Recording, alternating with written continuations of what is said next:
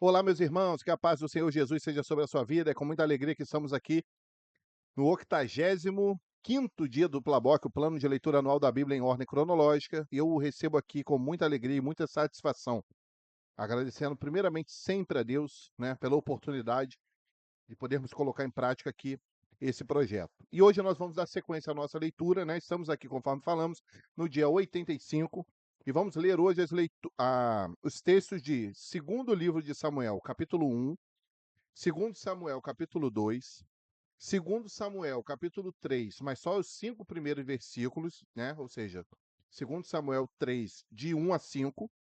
Depois vamos voltar, né? Ou melhor, vamos saltar para segundo Samuel 23, de 8 a 17, e vamos finalizar com o primeiro livro das Crônicas, capítulo 11, dos versos 10 ao 19. Então, por isso a importância de você ser inscrito no canal. Se você ainda não é inscrito, se inscreva agora. Ative ali as notificações clicando no sininho para que você não perca nenhuma novidade. Aqui também que você possa acessar o link na descrição do vídeo, que é do grupo exclusivo do WhatsApp, onde você vai receber ali o seu plano de leitura anual com todos os textos de leitura. Então, nós temos ali todos os dias do ano e ali cada dia com o texto que estamos lendo aqui para que você possa acompanhar e manter-nos ali no ritmo juntos, para que a gente possa ir crescendo e aprendendo mais e mais a respeito da palavra de Deus, tá bom? Então vem com a gente nessa jornada, compartilhe com seus amigos, com seus vizinhos, com seus familiares, com os irmãos da sua igreja, chame-os para fazer parte conosco aqui do Plaboc. Vai ser um prazer receber cada um deles, tá bom? E nós vamos agora orar, vamos pedir a Deus uma bênção na leitura da palavra. Nosso Deus, nós te pedimos que o Senhor nos ajude, que o teu Espírito nos auxilie. Se conosco, Senhor, e que os mistérios contidos na tua palavra nos sejam revelados e descortinados. Nós assim oramos, pedindo a tua bênção em nome de Jesus. Amém. Amém? Então deixa eu colocar aqui o texto para que vocês possam acompanhar. Então, segundo livro de Samuel, capítulo 1. E depois da morte de Saul, voltando Davi da derrota dos amalequitas, e ficando Davi 2 dias em Ziclague, sucedeu ao terceiro dia que um homem veio do arraial de Saul com as vestes rotas e com terra sobre a cabeça, e sucedeu que, chegando ele a Davi, se lançou no chão e se inclinou. E Davi lhe disse: De onde vens? E ele lhe disse: Escapei do exército de Israel. E disse-lhe Davi: Como foi lá isso? Peço-te, dize-me. E ele lhe respondeu: O povo fugiu da batalha, e muitos do povo caíram e morreram, assim como também Saul e Jonatas, seu filho, foram mortos. E disse Davi ao jovem que lhe trazia as novas: Como sabes tu que Saul e Jonatas, seu filho, são mortos? Então disse o jovem que lhe dava a notícia: Cheguei por acaso à montanha de Gilboa, e eis que Saul estava encostado sobre a sua lança, e eis que os carros e capitães de cavalaria apertavam com ele. E olhando ele para trás de si, viu-me a mim, chamou-me e disse: Eis-me aqui. E ele me disse: Quem és tu? E eu lhe disse: Sou a Malequita. Então ele me disse: Peço-te, arremessa-te sobre mim e mata-me, porque angústias me têm cercado, pois toda a minha vida ainda está em mim.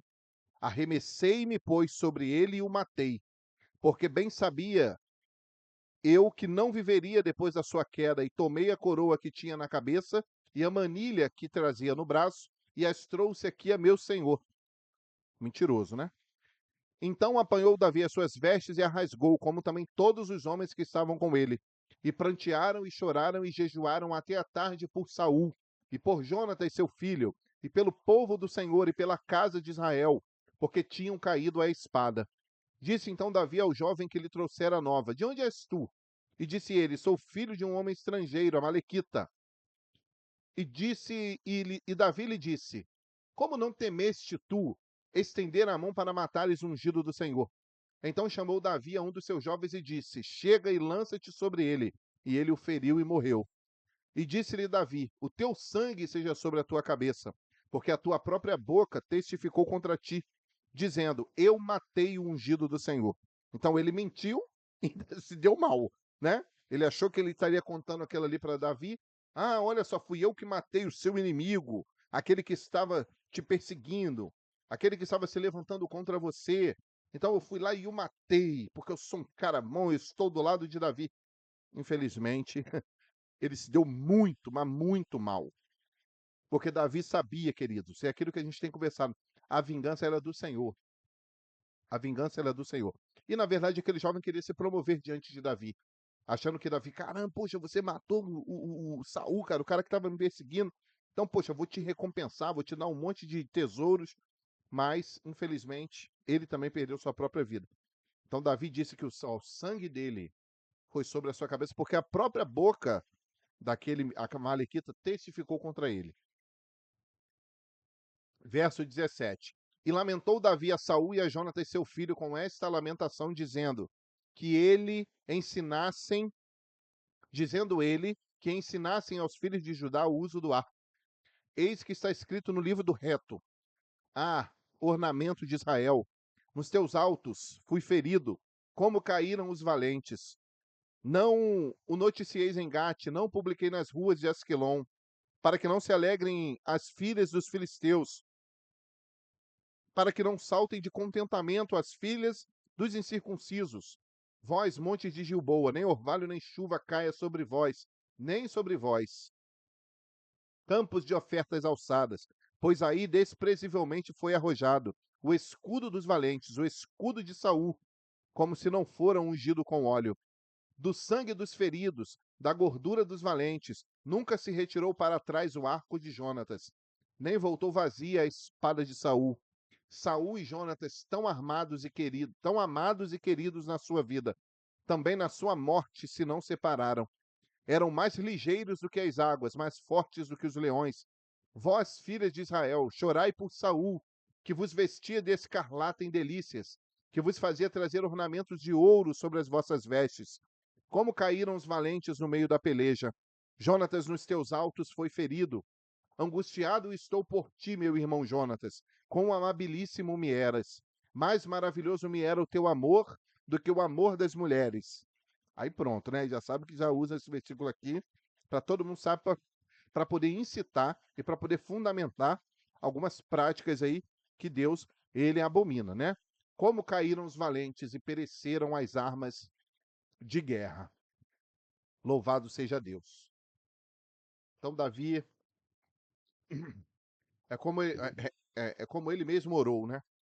Davi, ele não olhou tão somente ali para quem era Saul, para quem era Jonatas, como pessoas. Primeiro porque Saul era um ungido do Senhor. E às vezes, queridos, nós ficamos felizes ou assim, nós nos sentimos um pouco agradados quando alguém que nos persegue cai, né? Quando ele cai num pecado, quando ele erra ou quando ele é chamado a atenção. E Davi ele está dando para nós aqui uma aula de empatia e de misericórdia, né? Hoje nós vemos as pessoas, principalmente nas redes sociais, quando alguém cai, há uma festa. Um pastor que cai, um líder que cai, um cantor que cai. E, meus irmãos, o sentimento do servo do Senhor não é esse. Porque o que que Davi ele nos mostra? Ele fala assim: olha, caiu um valente do Senhor. Foi um valente do Senhor, foi aquele que foi ungido. Era um guerreiro do evangelho, não é? Conforme ele fala da vida de Jonatas. Então nós não podemos ter alegria em ver um servo de Deus caído. Mesmo que esse servo de Deus, se esse servo de Deus foi um pastor, né, foi um diácono, foi um presbítero, foi um reverendo, o que quer que seja, nós não podemos sentir alegria na queda desses homens. Isso é ruim para a igreja, isso é ruim para o evangelho. Então, nós precisamos ter essa empatia. O sentimento precisa ser o mesmo sentimento de Davi. Davi, ele pranteou por Saul. Irmãos, Saul foi um cara que queria atravessar lança em Davi o tempo todo. Queria matá-lo o tempo todo. E Davi chora por esse homem. Fala, caiu um valente.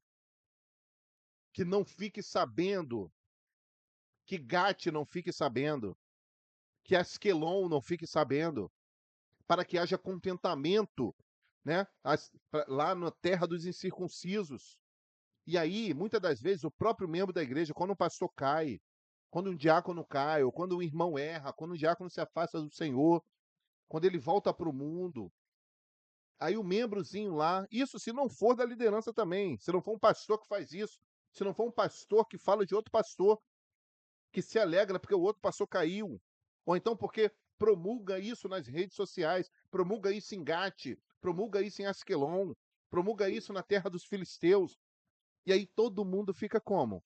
Contente, ficam saltando de contentamento.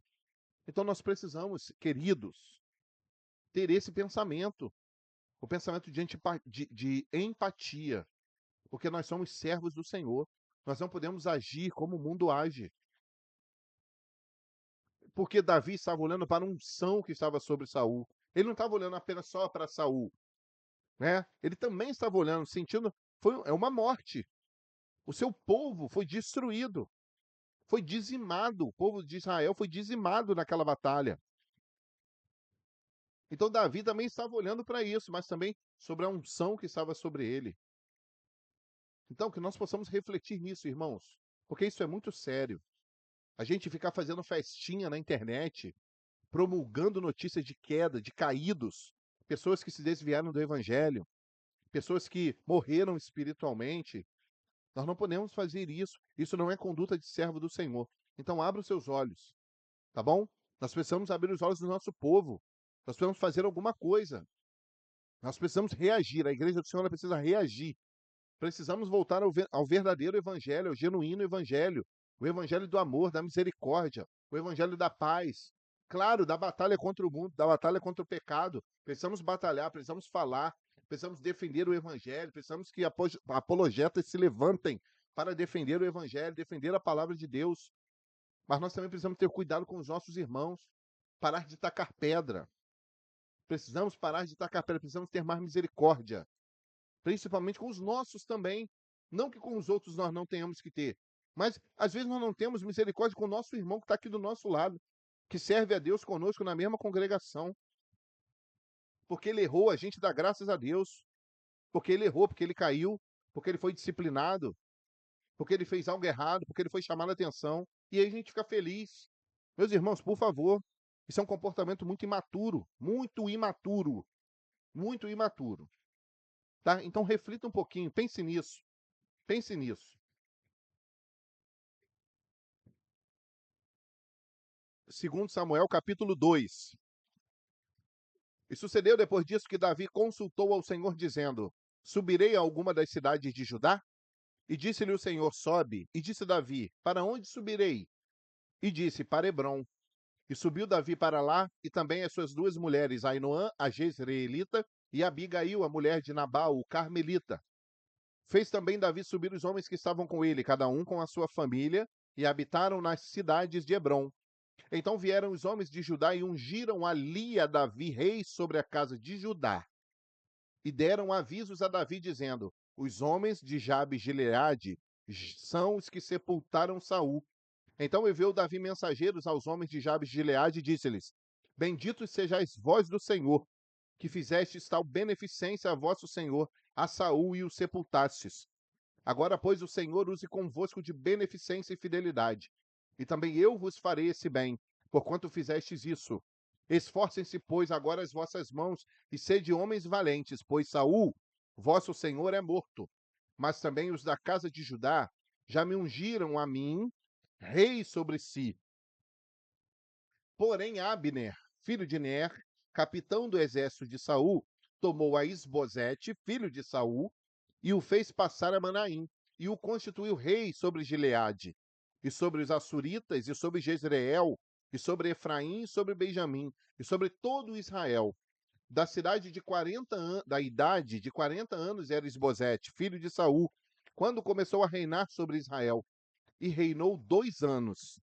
Mas os da casa de Judá seguiam a Davi.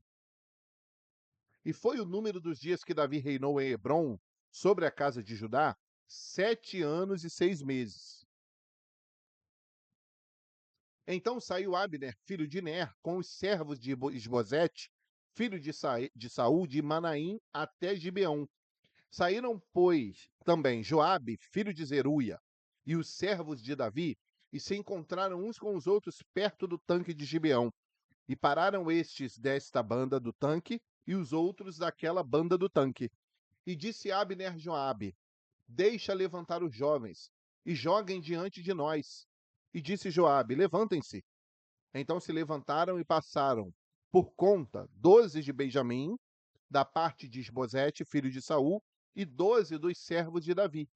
E cada um lançou mão da cabeça do outro, e meteu-lhe a espada pelo lado, e caíram juntamente, de onde se chamou aquele lugar Eucate Azurim, que está junto a Gibeão.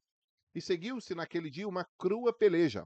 Porém Abner e os homens de Israel foram feridos diante dos servos de Davi. E estavam ali os 3 filhos de Zeruia, Joabe, Abissai e Azael. E Azael era ligeiro de pés, como uma das cabras monteses que há no campo. E Azael seguiu após Abner e não declinou de detrás de Abner, nem para a direita, nem para a esquerda. E Abner, olhando para trás, disse: És tu Azael? E disse ele: Eu sou. Então lhe disse Abner: desvia-te para a direita ou para a esquerda, e lança a mão de um dos jovens e toma os seus despojos. Porém Azael não quis desviar-se detrás dele. Então Abner tornou a dizer a Azael: Desvia-te de detrás de mim, porque hei de eu ferir-te e dar-te contigo em terra?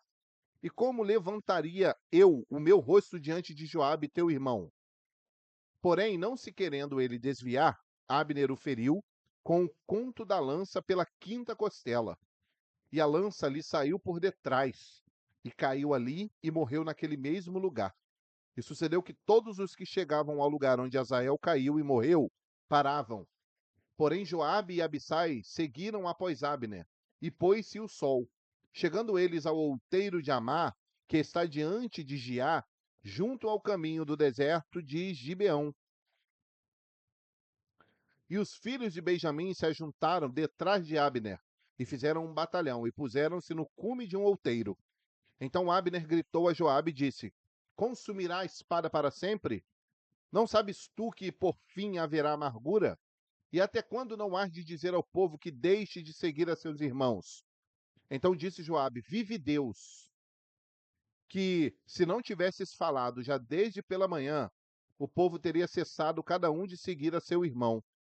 Então Joabe tocou a buzina e todo o povo parou.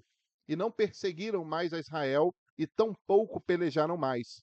E caminharam Abner e os seus homens toda aquela noite pela planície e, passando o Jordão, caminharam por todo o Bitrom e vieram a Manaim. Também Joabe se tornou de seguir a Abner e ajuntou todo o povo. E dos servos de Davi faltaram 19 homens, além de Azael. Porém, os servos de Davi feriram dentre os de Benjamim e dentre os homens de Abner 360 homens, que ali ficaram mortos. E levantaram a Azael e sepultaram-no na sepultura de seu pai, que estava em Belém.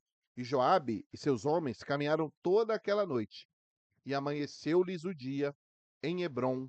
Louvado seja Deus. Segundo Samuel, capítulo 3. Vamos ler apenas os versos 1 a 5.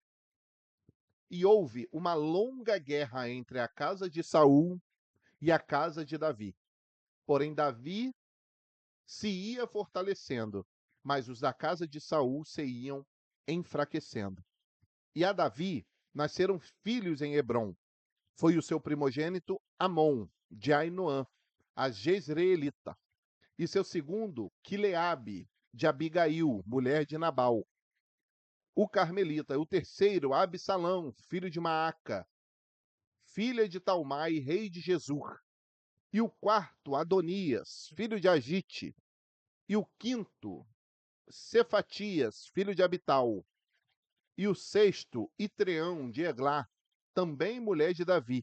Estes nasceram a Davi em Hebrom.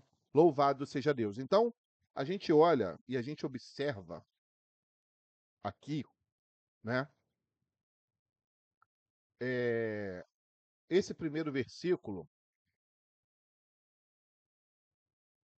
onde a casa de Saul ia se fortalecendo, né? E a casa de Davi, a casa de Saul ia se enfraquecendo, e a casa de Davi ia se fortalecendo. Então, isso é muito importante nós entendermos e nós observarmos é, é, onde está a bênção. Então, a bênção, é claro, está onde a mão de Deus está, a escolha de Deus está.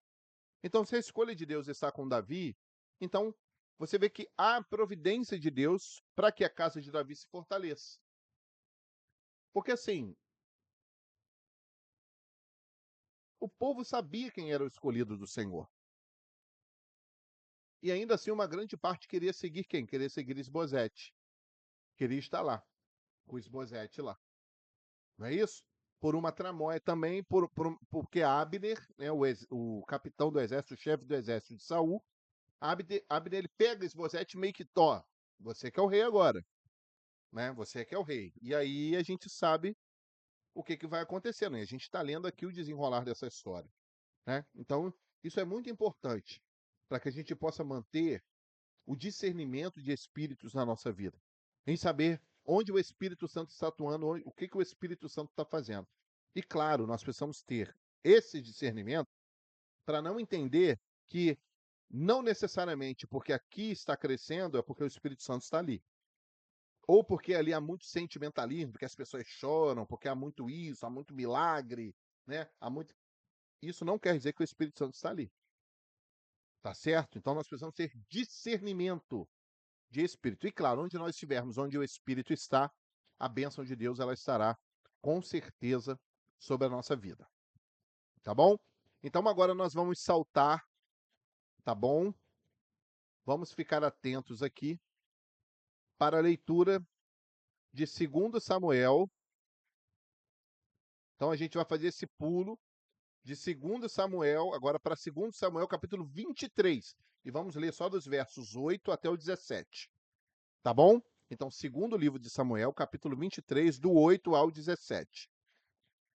Estes são os nomes dos valentes que Davi teve. Josebe-Basebete, filho de Taquemone, o principal dos capitães. Este era Adino, o Esnita, que se opusera a 800 e os feriu de uma vez. O cara lutou com 800 homens e os feriu de uma vez. E depois dele, Eleazar, filho de Dodô, filho de Auoi, entre os 3 valentes que estavam com Davi, quando provocaram os filisteus que ali se juntaram à peleja. E quando de Israel os homens subiram, então se levantou e feriu os filisteus até lhe cansar a mão e ficar a mão pegada à espada. E naquele dia o Senhor operou um grande livramento e o povo voltou atrás dele, somente a tomar o despojo. Então, o cara lutou tanto com a rapaziada que a espada agarrou na mão. É isso que você faz quando você usa a palavra. É isso que acontece quando eu uso a palavra no meu dia a dia para guerrear as guerras do Senhor pela palavra. Então, se você lança a mão da palavra, se você usa a palavra, se você batalha com a palavra ela fica apegada na sua mão. Não é isso? Quando a gente lembra de mão, normalmente a gente lembra de trabalho, né? É aquilo que você faz, é aquilo que você põe a mão, né? O seu trabalho, são as suas atitudes, aquilo que você faz com as suas mãos. E se você tiver em tudo isso a palavra ela vai ficar apegada à sua mão. Então, tudo que você fizer haverá a palavra. Você sempre vai ter a oportunidade de falar da palavra.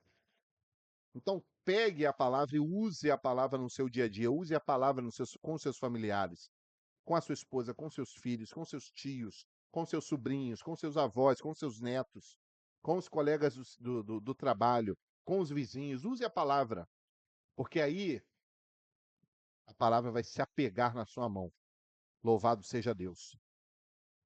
E depois dele, verso 11, Sama, ou Samá, filho de Agé, o Ararita, quando os filisteus se juntaram numa multidão, onde havia um pedaço de terra cheio de lentilhas, e o povo fugira de diante dos filisteus. Este, pois, se pôs no meio daquele pedaço de terra, e o defendeu e feriu os filisteus. E o Senhor operou um grande livramento. Então o cara defendeu um pedaço de terra de lentilhas. Ele defendeu sozinho. Também 3 dos 30 cabeças desceram e vieram no tempo da cega a Davi, à caverna de Adulão. E a multidão dos filisteus acampara no vale dos Refaíns. Davi estava então num lugar forte, e a guarnição dos filisteus estava então em Belém. E teve Davi desejo e disse: Quem me dera beber da água da cisterna de Belém, que está junto da porta. Então aqueles 3 valentes romperam pelo arraial dos filisteus e tiraram água da cisterna de Belém, que está junto à porta, e a tomaram e a trouxeram a Davi. Porém ele não a quis beber, mas derramou-a perante o Senhor. E disse: Guarda-me, ó Senhor, de que tal faça. Beberia eu o sangue dos homens que foram a risco da sua vida? De maneira que não quis beber. Isso fizeram aqueles 3 valentes. Então, olha só, foi só o rei suspirar. Ah, quem me dera beber água da cisterna de Belém. Aí o que os 3 valentes fizeram? Meu irmão, romperam o arraial dos filisteus só para pegar a água da cisterna de Belém para Davi. Davi é o rei, irmãos. E o nosso rei é Jesus. Então, o seu suspiro, a sua vontade, o seu desejo para nós é uma batalha que vale a pena nós travarmos. Então, aquilo que o nosso rei suspira no seu trono, nós obedecemos. Nós vamos fazer. Por quê? Porque Deus chamou valentes. O rei quer contar com seus valentes. Os seus valentes. Então, se o rei deseja, se é a vontade do rei, não o seu líder não é seu rei. Tá bom? Aquele que está ali à frente de determinado grupo, à frente de determinado ministério, ele não é o seu rei. Jesus é. Jesus é o nosso rei. Ele é o rei da glória. Então, a vontade de Deus, essa sim nós vamos acatar. Essa nós vamos obedecer. Tá certo? E quantos anseios o rei tem? Aqui, ó. Quantos suspiros o rei dá aqui, ó, na sua palavra, para que a gente possa romper o arraial dos filisteus e cumprir a sua vontade. Né? Então, está aqui, registrados os valentes de Davi, aquilo que aqueles homens fizeram. Um colocou ali a espada, lutou usando a espada, que a espada se apegou à sua mão. O outro se opôs a 800 homens. Ele não olhou para a dificuldade, não. Vamos enfrentar. O Senhor está comigo, o Senhor vai me dar forças. Não olhe o tamanho da dificuldade e enfrenta. Louvado seja o Senhor. E para a gente terminar, né, a última passagem aqui, primeiro livro das Crônicas, capítulo 11, tá? E vamos ler dos versos 10 até o verso 19, tá bom? Primeiro Crônicas, 10 a 19. Então, primeiro Crônicas, capítulo 11, do verso 10 ao 19. Mais uma vez eu reforço que lindo e maravilhoso é a gente ler a Bíblia em ordem cronológica. Então perceba que a gente pega as passagens paralelas e lê ao mesmo tempo. Porque uma complementa a outra, uma coloca detalhes que a outra talvez não tenha. E por aí vai. E aí nós aprendemos. Não é isso? Aí a gente vai seguindo esse decorrer da história, né, esse desenrolar da história do plano da redenção de uma forma muito mais clara. A gente consegue entender o que está acontecendo ali nessa linha do tempo de uma forma muito mais clara. Então vamos lá. Primeiro livro das Crônicas 11, verso 10. E esses foram os chefes dos heróis que Davi tinha, e que o apoiaram fortemente no seu reino com todo Israel, para o fazerem rei conforme a palavra do Senhor no tocante a Israel. E estes foram do número dos heróis que Davi tinha: Jazobeão, Aquemonita, o principal dos capitães, o qual, brandindo a sua lança contra 300, de uma vez os matou. 300. O cara matou 300 com a sua lança. E depois dele, Eleazar, filho de Dodô, o Auita. Ele estava entre os 3 varões. Este esteve com Davi em paz da mim, quando os filisteus ali se ajuntaram à peleja, e o pedaço de campo estava cheio de cevada, e o povo fugiu de diante dos filisteus, e puseram-se no meio daquele pedaço, e o defenderam e feriram os filisteus, e promoveu o Senhor um grande livramento. E 3 dos 30 chefes desceram à penha, a Davi, na caverna de Adulão, e o arraial dos filisteus estava acampado no vale dos Refaíns, e Davi estava então no lugar forte, e o alojamento dos filisteus estava então em Belém. E desejou Davi, olha o desejo do rei, olha o desejo. Quem me dará a beber água do poço de Belém que está junto à porta? Então aqueles 3 romperam pelo arraial dos filisteus e tiraram água do poço de Belém que estava à porta. E tomaram dela e a trouxeram a Davi, porém Davi não a quis beber, mas derramou perante o Senhor. E disse: Nunca, meu Deus, permita que faça tal. Beberia eu o sangue desses varões com as suas vidas? Pois com o perigo das suas vidas a trouxeram, e ele não a quis beber. Isso fizeram aqueles 3 valentes. Louvado seja o nome do Senhor. Meus irmãos, que coisa maravilhosa. E aqui a gente encerra a nossa leitura de hoje.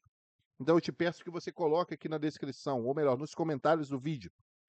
Deixa aqui o versículo dessa leitura que mais te impactou, né? A lição que você conseguiu extrair da palavra na leitura de hoje, né? Não precisa ser todas as lições, apenas uma lição, para que nós possamos ajudar uns aos outros, para que a gente possa compartilhar aquilo que o Espírito Santo tem nos ensinado, tá bom? E se você quiser colocar todas, fique à vontade, porque aqui é para todos possamos ter acesso ali, para que todos possamos compartilhar aquilo que o Espírito Santo está nos concedendo como bênção, tá bom? E nós vamos agora orar, vamos encerrar aqui esse período e vamos agradecer a Deus, né, pela leitura de hoje. Vamos fechar os olhos. Senhor, muito obrigado pela bênção de lermos a tua palavra. Te louvamos porque o Senhor tem segurado na nossa mão, tem esforçado os nossos pés para que até aqui nós consigamos chegar. Nós assim oramos, te agradecendo por tudo que o Senhor tem feito a nós. Em nome de Jesus, amém. Amém, meus irmãos, que Deus abençoe a sua vida, o seu trabalho, a sua casa, a sua saúde, o seu ministério, né? E que em tudo na nossa vida o nome do Senhor seja glorificado. Então, fique na paz do Senhor Jesus. Até o nosso próximo dia de leitura.